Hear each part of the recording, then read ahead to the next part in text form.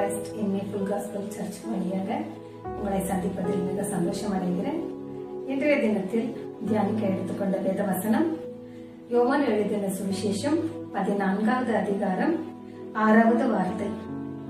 அதற்கு இயேசு, நானே வழியும் சத்தியமும் ஜீவனுமாய் இருக்கிறேன், என்னாலே அல்லாமல் ஒருவனும் பிதாவினிடத்தில் வரான். இந்த வார்த்தை சொல்லுகிறபடி கர்த்தராகிய இயேசு கிறிஸ்து நமக்கு வழியும் சத்தியமும் ஜீவனுமாய் இருக்கிறார். இன்று நாம் சந்தோஷத்தை நாடுபடிக்காக மனிதன் பல வழிகளை தேடிக்கொண்டிருக்கிறான்.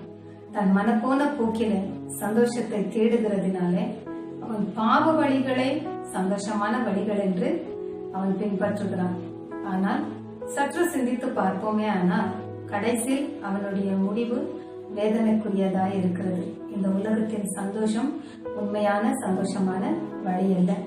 ஆனால் இயேசு கிறிஸ்து போதிக்கிறார், அவர் வழியாக நாம் பரலோக ராஜ்யத்தை அல்லது நம்மை உண்டாக்கின தேவனிடத்தில் நாம் சேர முடியும். அவரே அல்லாமல் நமக்கு வழியும் இல்லை, ஜீவனும் இல்லை, நமக்கு ஒரு சத்தியமும் கிடையாது. ஆகையால் கேட்ட வார்த்தையின்படி நாம் கர்த்தருடைய வழிகளில் நடக்க நம்மை ஒப்பு கொடுப்போம். எங்கள் அன்பின் பரலோக பிதாவே, உம்முடைய பரிசுத்த நாமத்திற்கு ஸ்தோத்திரம்.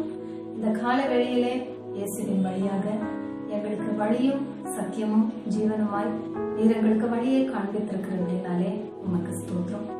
நாங்கள் நடக்க வேண்டிய வழிகளை எங்களுக்கு போதித்து எங்களை வழி நடத்துகிறார்கள். இயேசு கிறிஸ்துவின் மூலமாய் ஆமென். இந்த வார்த்தையோடு கூட உங்கள் அனைவரையும் நான் வாழ்த்துகிறேன். மீண்டும் நாளை ஒரு புதிய வார்த்தையோடு கூட உங்களை